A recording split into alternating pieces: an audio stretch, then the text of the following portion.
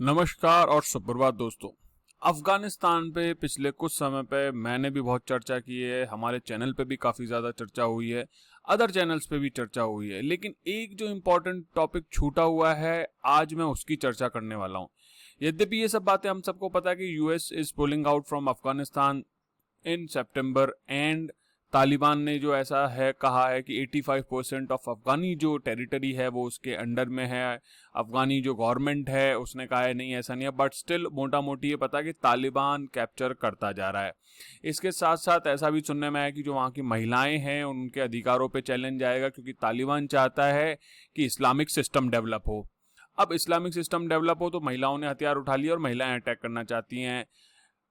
Problem कहाँ आती है कि ये जो बेसिक सिस्टम था जहाँ सिविल वार शुरू होने वाली है, इसके बीच में कहीं ना कहीं एक टर्म घुस आता है वॉर लॉर्ड्स। ये वॉर लॉर्ड्स क्या हैं, इनका क्या इम्पैक्ट है, कैसे डेवलप हुए।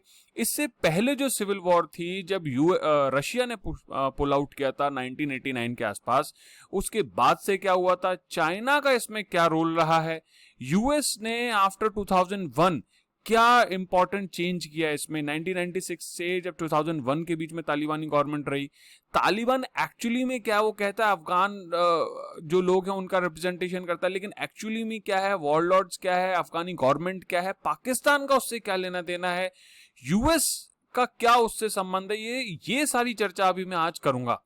तो सबसे पहले मैं आपको दिखा देता हूं ये चाइना का एक अपॉर्चुनिस्टिक स्टैंड है। इसके बारे में थोड़ी चर्चा कई जगह हो चुकी है कि यूएस जैसे जैसे पुल आउट कर रहा है वैसे चाइना वहां पे अपॉर्चुनिटीज देखता है। वर्ल्ड बैंक की भी एक रिपोर्ट आई थी जिसमें कहा गया है कि अफगानिस्तान में आयरन और ऐसे जो मिनरल्स हैं बहुत ज्यादा, और बीच बीच में जो पेट्रोलियम या ऑयल्स हैं वो बहुत ज्यादा, तो चाइना की नजर वहां है। और तालिबान के जो संबंध है वो चाइना से अच्छे हैं ही, क्यों हैं ये भी बताऊंगा। और इसके साथ साथ मैं पहले भी एक लेक्चर बना चुका हूं जिसमें ये बताया था कि चाइना को तालिबानी अफगानी तालिबान जो है बहुत अच्छा मित्र मानते हैं और वो उइगुर्स को मिलिटेंट कहते हैं। इसकी स्टोरी भी बता चुका था मैं कि उइगुर्स मिलिटेंट से चाइना क्यों घबराता है, क्योंकि जिनजियांग का जो एरिया है उसको चाइना को डर है कि कहीं वहां मिलिशिया या फिर ऐसा कुछ अटैक करके प्रिपेयर करके उस प्रांत को अलग ना कर दे। तो चाइना के अपने डर है। और पहले भी ऐसा हुआ था कि तालिबान या फिर जो अल कायदा से संबंध रख के वहां पे चाइना में कई बार ऐसे वायलेंट अटैक किए गए थे, तो इसलिए तालिबान के साथ वो अपने संबंध घनिष्ठ करता जा रहा है। और तब तालिबान ने कहा है कि ऐसा नहीं होगा कि हमारी धरती, सो कॉल्ड उनकी धरती अफगानिस्तान जो है वो चाइना के अगेंस्ट यूज होगी। तो चलिए बात करते हैं थोड़ी थोड़ी। ये देखिए यहाँ पे भी न्यूयॉर्क टाइम्स की न्यूज है, उसने भी इस चीज को कवर किया है। और ये न्यूज 18 की न्यूज है, China increases footprint in war torn nation. ठीक है, nothing important, I have already told. ठीक है, इसके अलावा एक चीज ये है कि जो अफगानिस्तान में China belt and road initiative है जो बहुत ही बड़ा, मुझे कमेंट बॉक्स में बताइएगा कि कौन से ईयर में स्टार्ट हुआ था ये, और उसके दो जो पार्ट हैं, दो जो भाग हैं उनके मुझे नाम बताइएगा। उसके अंतर्गत अफगानिस्तान में इन्वेस्टमेंट करना चाहता है, डेवलपमेंट करना चाहता है। ठीक है, इसके साथ साथ वो क्या किस तरीके के डेवलपमेंट करेगा, एयरपोर्ट्स बनाएगा, रोड्स बनाएगा, सी पोर्ट्स बनाएगा थ्रू एशिया, अफ्रीका और मिडिल ईस्ट में कनेक्टिविटी के लिए। लेकिन सबको पता है कि ये एक डेड ट्रैप है जो कुछ नहीं करता है। पाकिस्तान भी इधर उधर भटक रहा है पैसा मांगने के लिए, श्रीलंका का भी हाल सबको पता है, मालदीव पे भी इसने अटैक किया। तो कई सारी चाइना की जो स्ट्रेटेजी है एवरीबॉडी नोज। तो अफगानिस्तान इसलिए चाइना को बिल्कुल, अफगानी गवर्नमेंट जो है बड़ा कॉशियस नजरों से देखती है कि भैया इससे बच के रहना ही, ज्यादा समझदारी दिखा के ज्ञान दे देता ही है। तो इस चीज से देखिए लिखा हुआ ना, infrastructure loan to poor countries in return for control over local resources. This is the trick of China कि भैया अपने को तो जमीन चाहिए। जो सही पूछो तो अमेरिका ने कुछ दशकों पहले करना शुरू किया, चाइना आज उसको करने की कोशिश कर रहा है। इसलिए अमेरिका और जो वेस्टर्न कंट्रीज है वो भड़बड़ा रहे हैं कि भैया मेरा तो कब्जा था इस अनैतिक कार्य पे, इस अनैतिक कार्य को, नॉन एथिकल वर्क को कैसे मुझसे कोई और छीन सकता है। तो चाइना लेकिन अपनी पॉलिसी पे कि अब कर लो जो करना, मैं तो करूंगा। तो यहां ये खेल चल रहा है। अब इस सीपैक की भी बात कर दूं, सीपैक को भी बढ़ाने की बात है। सीपैक जो कि $62 बिलियन का एक प्रोजेक्ट है, बहुत बड़ा प्रोजेक्ट है, तो वो भी एक बात है। इसके अलावा मैं बात बताऊं कि जो पेशावर काबुल मोटरवे है इसको इन्वेस्ट करने की बात है। तो ये सब तो हो गई वो बातें। देखो ये बातें मैं आपको पहले भी बता चुका हूं कि वर्ल्ड क्लास जो डिपॉजिट्स हैं कॉपर और iron mid scale oil gas fields हैं। तालिबान कहता है China is a friendly country, लेकिन बात आती है यहाँ पे कि अभी जो वॉर चल रही है, अफगानी जो गवर्नमेंट है वो actually kind of coalition between many warlords. अब वो कब के हैं, पहले के हैं, कब बने अब आगे देखते हैं। तो प्रॉब्लम होगी तालिबान को भी और चाइना को भी इतनी आसानी से पूरी जो लोकेलिटी है, पूरा जो एरिया है उस पर गवर्न करने में। ये देखो मैं 2004 का आपको स्टेटस बता रहा हूं कि ये था खान जो वॉर लॉर्ड्स हैं उनका इलाका, ऐसे ही दोस्तम का इलाका है, खलीली का इलाका है, रब्बानी का है, हजरत अली है, रासुफ सयाफ है, जदरान हैं, शेरजाई हैं, ऐसे कई सारे हतमियार भी हैं, बहुत सारे वॉरलॉर्ड्स हैं वहां पे। तो ये छोटे छोटे वॉरलॉर्ड्स अपने अपने, जैसे आप सामंत का एक कॉन्सेप्ट समझते हैं, सामंत हुआ करते थे इंडिया में, जो अगर मैं राजपूताना की बात करूं या फिर जो नॉर्थ इंडिया की बात करूं वहां सामंत का कॉन्सेप्ट चलता था। तो आप एक तरीके से ऐसे समझिए, दो डेमोक्रेसी ने चीजें बदली हैं, लेकिन ये कोएलिशन है कि भाई उस लोकेलिटी में डेमोक्रेसी के पार्टिसिपेशन के थ्रू वॉरलॉर्ड्स को भी और जो लोकेलिटी है, जो पब्लिक है, उसको एक डेमोक्रेटिक सिस्टम, पार्लियामेंट्री सिस्टम में पार्टिसिपेट कराया गया है। तो ये तो छोटी सी कहानी है इसकी हुई।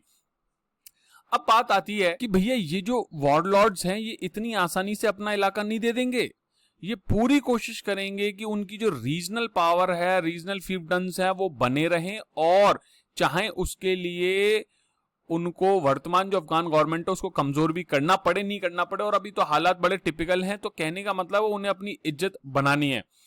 एक चीज और समझिए कि जो तालिबानी रूल था 1996 से 2001 के बीच में, जिसे कि अमेरिका ने 2001 के बाद समाप्त किया था, उस दौरान भी वॉरलॉर्ड्स जो थे उनका जो सिक्का था, उनका जो नामो निशान था, एक तरीके से समाप्ति हो गया था।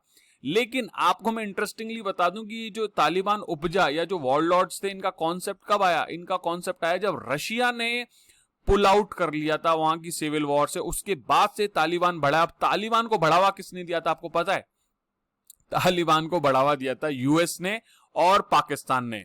ऑल्दो 2001 में जब तालिबान का पता चला यूएस को कि वो अल कायदा के साथ खेल कर रहा है मिलके, तो उसने तालिबान और अल कायदा पे अटैक किया। लेकिन पाकिस्तान ने आज तक कभी भी तालिबान का साथ नहीं छोड़ा। मैं पहले भी बता चुका हूं कि तालिबान पाकिस्तान में पैसे की उगाही करता जा रहा है। तालिबान अफगानिस्तान में उसके परिवार रहते हैं, वहां हॉस्पिटल का यूज होता है, घर है, रिहायशी, मतलब आप ये समझिए तालिबान का घर अफगानिस्तान नहीं पाकिस्तान है। अफगानिस्तान में जो लोकल वॉरलॉर्ड्स हैं या फिर जो डेमोक्रेटिक इलेक्टेड गवर्नमेंट है वो वहां काम करना चाहती है। ये मैं आपको एक और मैप दिखा रहा हूं जो मेनली 7-8 लोगों में बटा हुआ है। रब्बानी है, वो है, दोस्तम है, मैंने पहले भी नाम बताया, खान जी का इलाका भी मैंने आपको बताया, जदरान है, करजई हैं, जो हामिद करजई जो वहां प्रेसिडेंट भी रहे थे, शेरजाई हैं, इसके अलावा हिकमत यार, इनका भी नाम मैंने बताया। तो ये मेजर रूप से बटा हुआ है। तो ये डिवाइडेड रॉयल्टीज हैं, शायद ये अपना इलाका बचाने में सक्षम हो जाएं। लेकिन मैं आपको बताता हूं कि जो तालिबान है उसको जो हथियार मिल रहे हैं 2001 के बाद से स्पष्ट रूप से चाइना के मिल रहे हैं।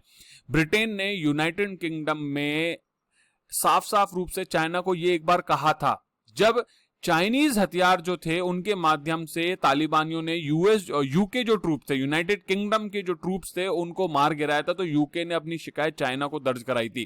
खैर उस शिकायत का कुछ खास फायदा नहीं निकला, कुछ पता नहीं चला। लेकिन अल्टीमेटली द पॉइंट इज, पता ये चलता है कि तालिबान को चाइना पूरी तरीके से सपोर्ट कर रहा है। जितनी भी उसे आर्टिलरी, बम, बंदूक, मिसाइल्स और जो रॉकेट लॉन्चर, जो जितने भी उसे आर्टिलरी वाला सिस्टम है वो सब मिलता है, वो चाइना से मिलता है। हो सकता है रशिया भी दे रहा हो, कंफर्मेशन नहीं है, नो आइडिया, लेकिन चाइना का तो है क्योंकि चाइना के हथियार वहां से मिले हैं। अब मैं आपको एक छोटी सी चीज और बता देता हूं कि ये कई दशकों की जो सिविल वॉर है हमेशा से केवल वर्ल्ड पावर्स ने क्रिएट की है। इसको जो द गेम ऑफ थ्रोन्स जो एक कार्यक्रम है, जो एक ऑनलाइन प्लेटफॉर्म पे आने वाला एक सीरीज है, उसका असली जो जगह है वो है अफगानिस्तान। कभी रशिया, कभी यूएस और अब चाइना इसमें आना चाहता है। तो सही, ठीक है, सब जलेंगे दूध से, सबका नंबर आएगा, आओ देखो करो। अफगानिस्तान का जो डेवलपमेंट है वो वहां के लोकल लोग ही कर सकते हैं। तालिबान जो वायलेंट या जो इस्लामिक सिस्टम बना के करना चाहता है वो संभव नहीं होगा। आज नहीं होगा, 10 साल बाद आप वापस यहाँ परेशानी करोगे, 10 साल बाद आपका सुपड़ा साफ होगा, होना तो तय है। और चाइना को ये बात अभी समझ में नहीं आ रही, लेकिन चाइना भी समझ जाएगा। मैं और इसके साथ साथ बता दूंगी 1980s के टाइम पे जब सोवियत यूनियन वहां पे ध्यान रख रहा था, तो वहां पे जो डिफरेंट वॉरलॉर्ड्स थे उनको, या जो इन्हें की मुजाहिदीन भी कहा जाता था, वो यूएस और पाकिस्तान ने सपोर्ट किए थे। मैंने आपको बताया था 1990 के बाद से पाकिस्तान ने वहां नाटक किया, पाकिस्तान और तब से खेल करता ही जा रहा है। पाकिस्तान को अपने पड़ोसियों से सुख चैन थोड़ी है, उससे अपने यहाँ की भुखमरी का ध्यान नहीं है, वो पड़ोसियों में माथाफोड़ी कर रहा है, पड़ोसियों को परेशान करते जाए। इंडिया को एक तरफ परेशान कर रखा है, अफगानिस्तान को एक तरफ परेशान कर रहा है, सुख चैन से रहना ही नहीं है। शांति तो खैर मैं क्या ही बताऊं उसके अलावा। अब जब 2001 में यूएस ट्रूप्स आए तब उन्होंने जाके कहीं इस तालिबानी गवर्नमेंट को हटाया। मैं पहले भी बता चुका हूं 1996 से 2001 के बीच में तालिबान की गवर्नमेंट रही और इंडिया के तब उस समय कोई डायरेक्ट रिलेशन नहीं थे। डेमोक्रेटिक कंट्री बनने के बाद इंडिया ने अच्छे तरीके से रिलेशन बनाए हैं। और पाकिस्तान तो हमेशा से, देखिए पाकिस्तान तो हमेशा से तालिबान और अलकायदा का सपोर्ट करता रहा है। और मैं पहले भी बता चुका हूं ये तो सेफ हेवन है पाकिस्तान इन सब मिलिटेंट्स के लिए। इवन जो गवर्नमेंट सपोर्ट या अफगान की जो इंसर्जेंट ग्रुप्स हैं वो अफगानिस्तान पाकिस्तान जो बॉर्डर है वहां पे जो ट्राइबल एरिया वहां रहते हैं, या फिर पाक जो गवर्नमेंट है उसकी जो आर्मी है उसके साथ उनका बेहतर संबंध है। ये समझिए आप, उनके कंट्रोल में भी नहीं है, उनके ऐश करते हैं वो वहां पे। अब घूम फिर के तालिबान वापस आ गया, पूरा अफगानिस्तान वो अपने कब्जे में बताता है, जो फॉरेन ट्रूप्स हैं उनको धमकी देता है। और इससे स्पष्ट रूप से ये पता चलता है कि भैया अब तालिबान फुल ऑफेंसिव हो चुका है, अब वो किसी को नहीं छोड़ेगा। फाइनेंशियल असिस्टेंस और आर्म एम्यूनेशन में आपको पहले ही बता चुका हूं कि पाकिस्तान तो दे नहीं सकता भैया, उनके तो रोटी खाने की दिक्कतें हैं। तो दे कौन रहा है? चाइना दे रहा है। और ये चाइना जो है ड्राइवर सीट पे बैठा हुआ है सिविल वॉर के, अब वो क्या करता है, क्या भुगतेगा, ये वही जानता है। उसका क्या इंटरेस्ट है ये उसे बाद में पता चलेगा। और अगर आपको वॉरलॉर्ड्स का थोड़ा सा कॉन्सेप्ट समझना है कि भाई वॉरलॉर्ड्स क्या होते थे, कैसे काम करते, तो देखिए 12 स्ट्रॉन्ग करके यूएस की मूवी थी, नेटफ्लिक्स पे लॉन्च हुई थी ये, तो इसको आप देख सकते हैं। इसमें जो थोर हैं हमारे वो लीड एक्टर हैं, और ये एक almost real story based movie है। जो फर्स्ट इनिशिएशन किया था यूएस ने आफ्टर 2001 का जो 9/11 का अटैक था, उसके बाद जो फर्स्ट ट्रूप गया था, ये उसकी स्टोरी है। वहां उन्होंने कैसे उस चीज को अटैक किया, कैसे एक छोटा जो अटैक था या छोटा जो प्रोजेक्ट था उसको कंप्लीट किया। बहुत अच्छी मूवी, ज्यादा रेटिंग बहुत ज्यादा अच्छी नहीं है, लेकिन it's a good movie two understand the concept of warlords. इसी के साथ दोस्तों, जय हिंद, जय भारत।